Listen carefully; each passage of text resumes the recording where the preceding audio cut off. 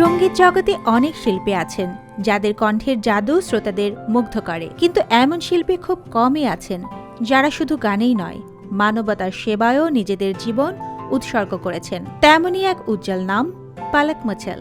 বলিউডের জনপ্রিয় এই গায়িকা তার সুরেলা কণ্ঠ দিয়ে যেমন অসংখ্য হৃদয় জয় করেছেন, তেমনি অসহায় শিশুদের মুখে হাসি ফোটানোর জন্য নিরলস কাজ করে যাচ্ছেন।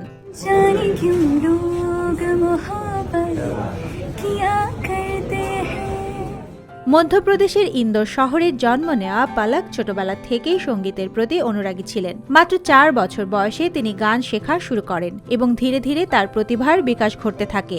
7 বছর বয়সে তিনি তার সঙ্গীত প্রতিভাকে সমাজ সেবার কাজে লাগানোর সিদ্ধান্ত নেন, যা পরবর্তী জীবনে এক মহৎ উদ্যোগে পরিণত হয়। 2011 সালে বলিউডে আত্মপ্রকাশ ঘটার পরে পালক উপহার দিয়েছেন একের পর এক হিট গান। মেরি আশিকি, প্রেম রতন ধন পায়ো, MS ধোনির কন তুঝে সহ অসংখ্য জনপ্রিয় গান তার ঝুলিতে রয়েছে। তার কণ্ঠের মাধুর্য, আবেগময়তা ও স্বকীয়তা তাকে অন্যদের থেকে আলাদা করে তুলেছে। 17টি ভারতীয় ভাষায় গান গাওয়ার দক্ষতা রয়েছে তার। ছোটবেলা থেকেই পালক দুস্থ মানুষের পাশে থাকার জন্য অর্থ সংগ্রহের উদ্যোগ নিয়েছেন। 2001 সালে গুজরাট ভূমিকম্প পীড়িতদের জন্য পালক স্টেজ শো করে তুলে দেন 10 লক্ষ টাকা। দুরারোগ্য হার্টের অসুখে আক্রান্ত শিশুদের চিকিৎসার জন্য তৈরি করেন ব্যানার দিল সে দিল তাক। ওই বয়সে তার বন্ধু বান্ধব যখন স্কুলের পর পার্কে যাচ্ছে খেলতে, ছুটির দিনে সন্ধ্যায় যাচ্ছে আঁকার বা নাচের স্কুলে, সদ্য 10-এ পা দেওয়া পালক তখন স্টেজ শো করে চলেছেন সমবয়সী দুস্থ শিশুদের একটা সুস্থ জীবন দিতে।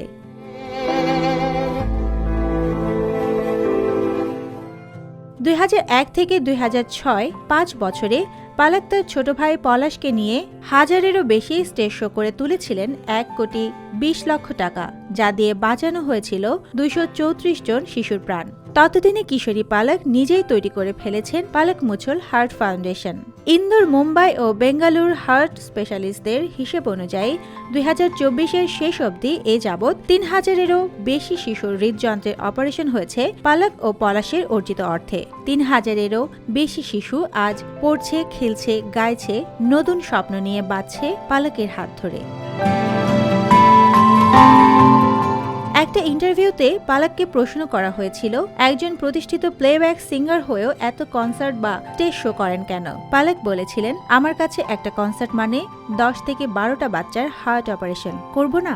সঙ্গীতের মাধ্যমে সমাজ সেবার এই ব্যতিক্রম দৃষ্টান্ত সত্যিই অনুপ্রেরণাদায়ক। 2025 সালে 8 মার্চ পালক তার এই মানবদরদী কাজের 25 বছর পার করেছেন। অবাক করা বিষয় কি জানেন? পালকের বাড়ির শোকেসে সুসজ্জিত রয়েছে 3000-এরও বেশি পুতুল। এগুলো কোনো সাধারণ পুতুল নয়। প্রত্যেকটা পুতুলের পেছনে রয়েছে এক একটা জীবনের গল্প। প্রতিটি পুতুল সেই সব শিশুদের প্রতিনিধিত্ব করে যাদের নতুন জীবন পেতে তিনি সাহায্য করেছেন। आज मेरे लिए एक बहुत ही स्पेशल और इमोशनल मोमेंट है, क्योंकि आज मैं अपने डॉल्स कलेक्शन में 3000वीं गुड़िया जमा करने जा रही हूँ। পালক মুছল তার সঙ্গীত ও সমাজ সেবামূলক কাজের জন্য বহু পুরস্কার ও স্বীকৃতি পেয়েছেন। ভারত সরকার ও বিভিন্ন সংস্থা তার মানবিক কাজের প্রশংসা করেছেন। সঙ্গীত জগতে তার অসামান্য অবদানের জন্য তিনি ফিল্মফেয়ার ও অন্যান্য পুরস্কারে ভূষিত হয়েছেন।